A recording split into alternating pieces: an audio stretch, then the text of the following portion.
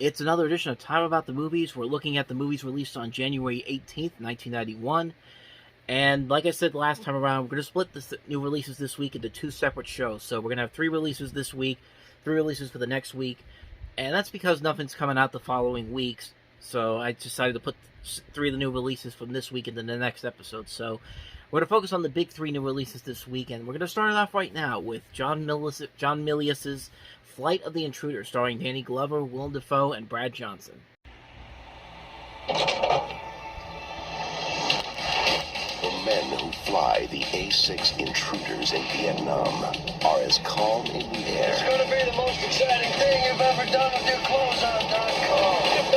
As they are on the ground. Jake. Yeah, I learned this when I was a hippie.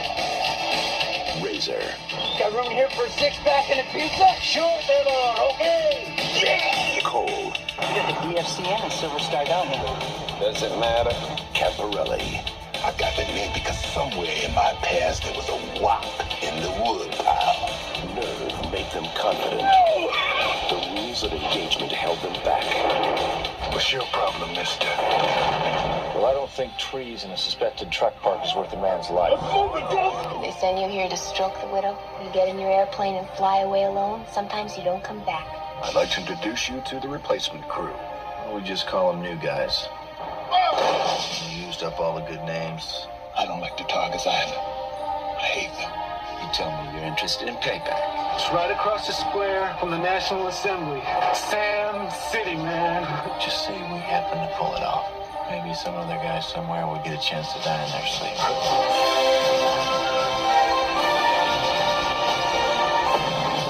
Payback right, God! You heroes, you don't have the right to make up your own orders. This war's become very confusing. Maybe for me, it got personal because I do know the difference between dying for something and dying for nothing. You know what's going on back home. Riots, people spitting on soldiers in airports. The whole country's tearing itself apart. All we really got is each other. Let's go downtown.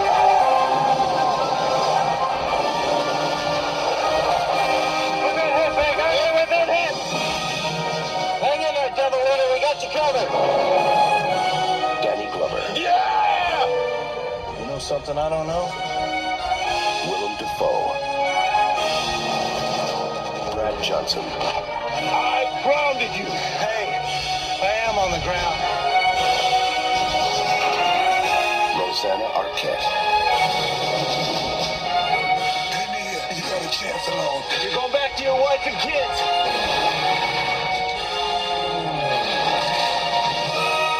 Flight of the Intruder.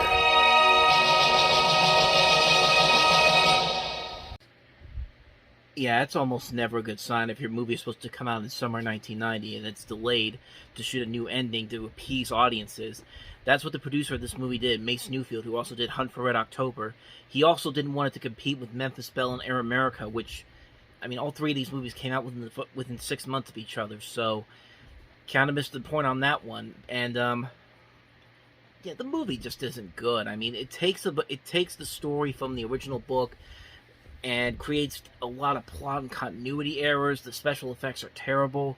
The actors in this movie, they get paid a lot of money, but they really don't do anything that's spectacular in here. They're just there to pick up a paycheck and just move on. This is like it's a bad movie. It's a really bad movie. I want to say it's a low-rated Top Gun knockoff, but we've already had several Top Gun knockoffs in this past year alone, with Navy SEALs, and then Firebirds, Days of Thunder, and now this. It just doesn't work. It's a movie that just doesn't work. You never get into these characters. You never get invested in the situations going on. You never get interested in the fight sequences or the action sequences because they're so cheap and lazy.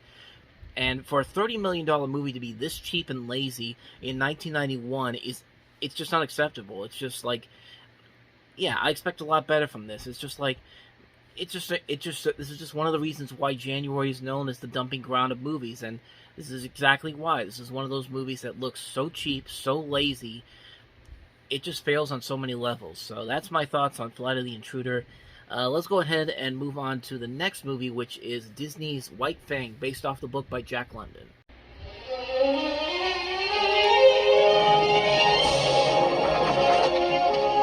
comes a time in a young man's life You up there for the gold? You got that right. Well, it's out there. Just wait for somebody to pick it up. when he must face the world alone. He must discover who is the enemy and who is his friend. Both man and wolf must learn the first rule of the wild: survival. And as they grow, they will discover that the greatest secret of survival is friendship. All he needs is a little bit of kindness.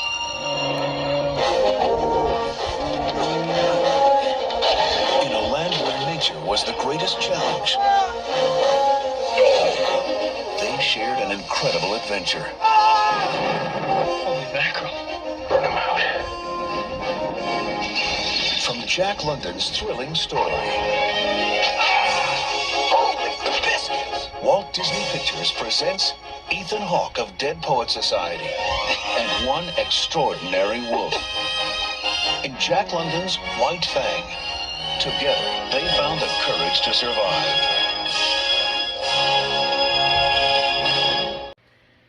You know, while some might say this Disney-fies Jack London's story, tones down the violence so that kids can enjoy it, I don't know. I thought it did a pretty good job with it. I think Ethan Hawke does a very good job in this movie playing the main kid, the main guy, Jack Conroy.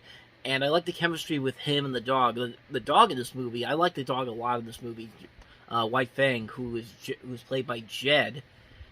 That's the name it is on that's the name it is on the Wikipedia page. But I like the chemistry that he and Ethan Hawke had together. You can really feel this friendship that they have during the course of the movie. The movie looks visually gorgeous too. The winter shots in this movie usually will look very good in a movie like this, and it's got a great cast too involved in it as well. You got Klaus Mann, Maria Braunauer, Seymour Cassell, James Vermeer, Bill Moseley. Some really good people casted all around this movie. And it is a good movie. It's a very solid film. It does tone down the violence. It does tone down the heavier moments that you usually see from a Jack London story. But it is, like I said, it doesn't hurt the overall film experience of the film itself. It is an enjoyable film. You can take your kids to it and they would definitely really enjoy it. I did enjoy the film for what it is. I think it is a well-made film. It's a well-intentioned film. It does just enough to get by with a recommendation. It's White Fang. It's a pretty good movie. So let's go ahead and move on to the last movie, and that is Eve of Destruction, starring Gregory Hines. Jim, you're about to be brought in on this country's best-kept secret. They thought of everything, She's designed to be deployed in hostile countries. but the unthinkable. When we eventually do find her, how do we switch her off? It's not as simple as that, Colonel. They planned everything, but the unimaginable. This one's not going to go away quietly, sir. A bullet through either eye should terminate all motor activity. They controlled everything, but the inconceivable. We've got to be right about New York. Otherwise, a lot of innocent people are going to die. Only one man can stop the Eve of Destruction. Gregory Hines. Eve of Destruction.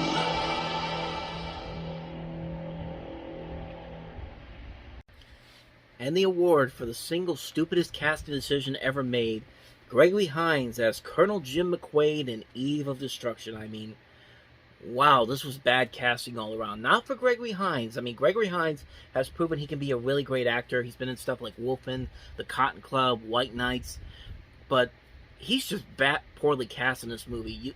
You have him going up against a robot antagonist, and you just don't buy him as this character whatsoever. But it also doesn't help that the movie is complete and utter stupidity. It's one of the stupidest things you can ever see because it takes what should be a simple idea and turns it into such a terrible knockoff of it's basically a female Terminator, but without any enjoyment or anything remotely exciting about it whatsoever. This movie can't even promote itself right. When they promoted this movie's release in 1991, they literally did a TV spot where it was nothing but a rap. A pointless rap that has nothing to do with the movie itself, And I am not kidding about this. And I actually have the clip right here to show you, so take a look. Danger from a mysterious stranger. Millions will die if someone doesn't change her plan. There's a lethal come, got death on the mind, so we better find a hero before the clock hits zero. We've got to be right about New York. Otherwise, a lot of innocent people are going to die. Use a nuclear device. You best believe destruction's her bite in the name of Eve. Yo, evil destruction. Rated R. Starts Friday, January 18th at theaters everywhere. Yeah, they had no idea how to sell this movie. A marketing executive looked at this and said, I don't know, just put rap music on it. That's what the kids like. Here, I'll write a rap and it'll take 5 seconds to write. Here, just go. Let's get this over with. It's just like, they had no idea how to sell this movie. They didn't want to sell this movie. They just wanted it to come out and then just go away. And unfortunately for them, that's exactly what happened. This movie bombed, and you could see why. It's a stupid premise. It's bad casting. It's a bad way to market your film. So why even put the money into it? Honestly, that's all I gotta say about this movie. I mean, Eva Destruction, it's just, what more do I even need to say about it? It's a bad movie altogether. And on that note, we're gonna wrap up another edition of Time About the Movies. Like I said, next time around, we'll look at the 3 other films that came out this weekend: Rich and Died, Cadence, and Men of Respect. 3 movies I've never heard of either, so this is probably going to be a very short episode coming up next. So look forward to that, and then we can get to February after this one. So thank you guys for watching, and as always, if you want to see more videos like this, check out the playlist on the next page, check out the previous episode, and I'll see you guys tomorrow for the next new episode. So thank you for watching, I'll see you next time, and until then, take care.